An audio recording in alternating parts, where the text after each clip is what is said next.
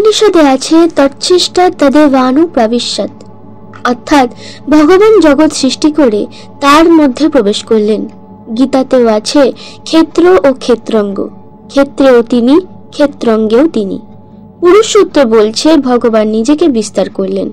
চতুর্দশ ভুবন, জীব, জীবন, ভোগ, মুক্তি সবই তিনি নিজেই হলেন। কিভাবে সৃষ্টি করলেন? মায়া বা অজ্ঞান অবলম্বনে। প্রথমে বিদ্যা মায়া অবলম্বনে নিজেকে বহু করলেন, সকলে আমি আমি করতে লাগলো।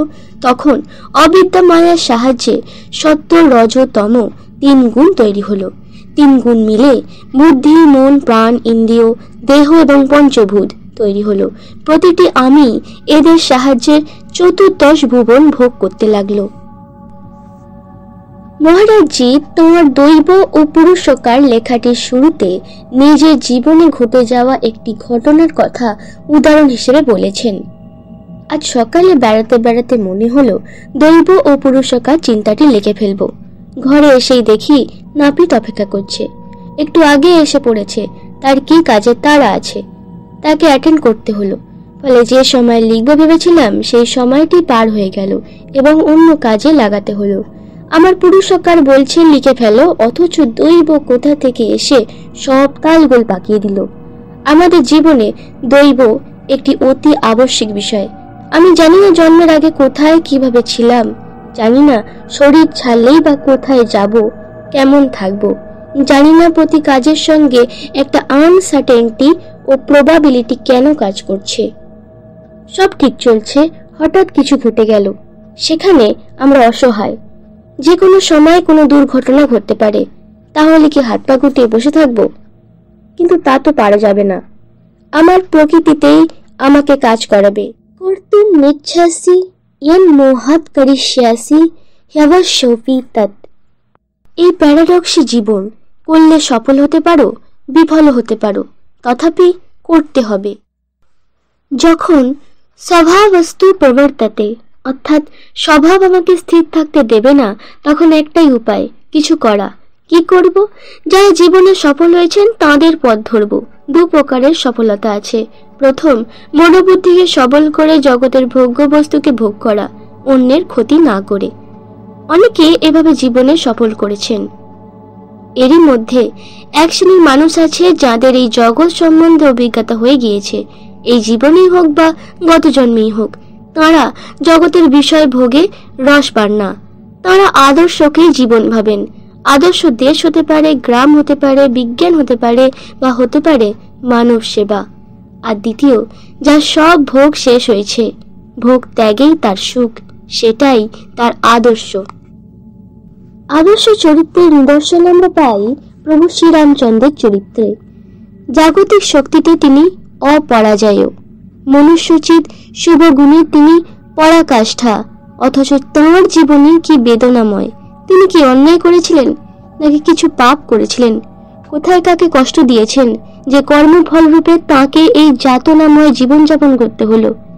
কৈকেয়ীর অন্ধ সন্তান স্নেহের জন্য, দশরথের চরিত্রের দুর্বলতার জন্য কেন তাকে বলি হতে হলো?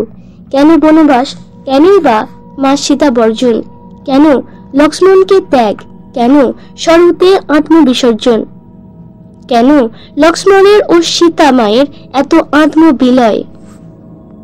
এত প্রবল পুরুষাকারের অধিকারী হয়েও রামচন্দ্র পদে পদে দৈবের ঘটনা প্রবাহের কাছে অসহায়, শক্তি থেকেও শক্তি প্রয়োগের অধিকার থেকে বঞ্চিত।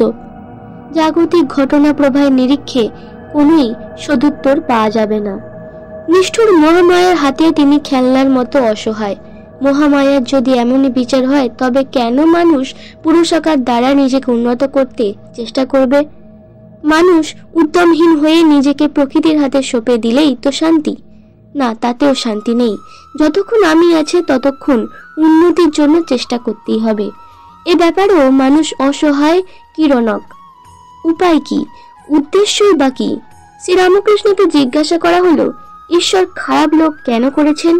তিনি বললেন, ভালো লোক করবেন বলে। যারা খারাপ কাজ করবে না তারাই তো ভালো হবে। পৃথিবীতে কোটি কোটি মানুষ ছিল, আছে এবং থাকবে।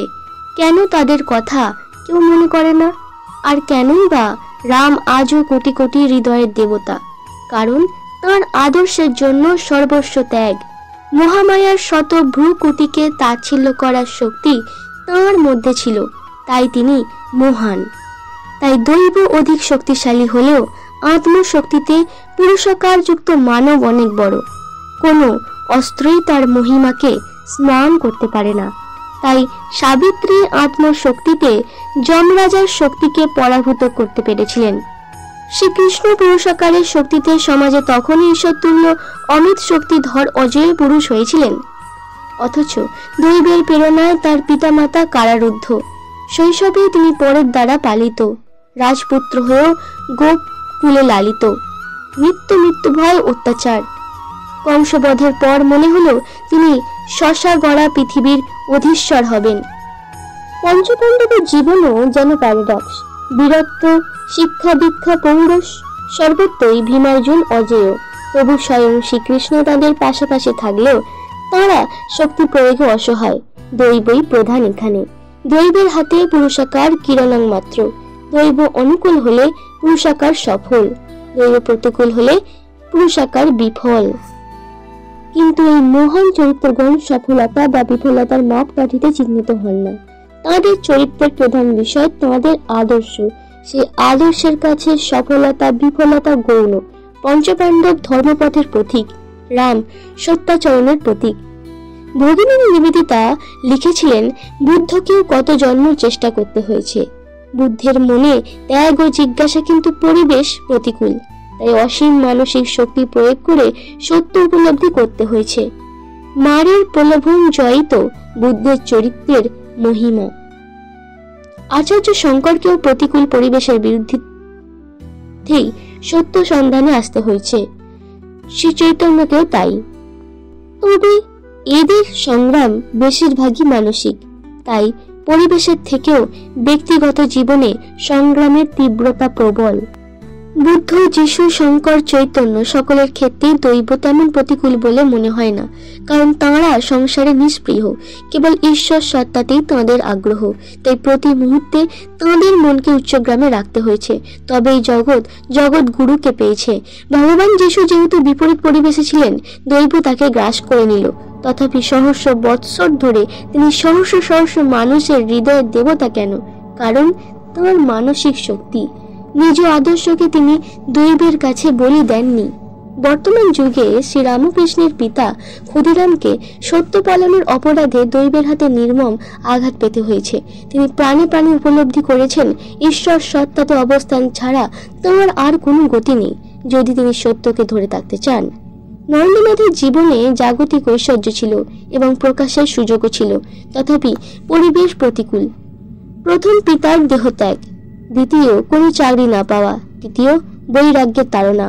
পরস্পর বিপরীতমুখী আবেগের তাড়নায় তিনি ক্ষতবিক্ষত। কিন্তু সবকিছুর শেষে আমরা দেখি তাঁর দৈব প্রতিকূল বা অনুকূল যাই হোক না কেন, তিনি তার লক্ষ্যে অচঞ্চল।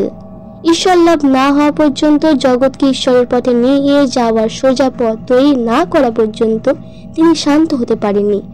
যখন দেখলেন তিনি ঈশ্বর লাভ এবং অভ্যুদয়ের একত্র সমাবেশে এক নতুন সেবা মার্গ প্রতিষ্ঠিত করেছেন, তখনই তিনি স্বেচ্ছায় মহা নির্মাণ গ্রহণ করলেন। এর দ্বারা প্রমাণিত হয় যে জগতে অভ্যুদয়ের পথে দৈব একটি প্রতিবন্ধক শক্তি বটে, কিন্তু সংগ্রামের মাধ্যমেই অভ্যুদয় সম্ভব এবং এই সংগ্রামের ফলে বোধোদয় হয়।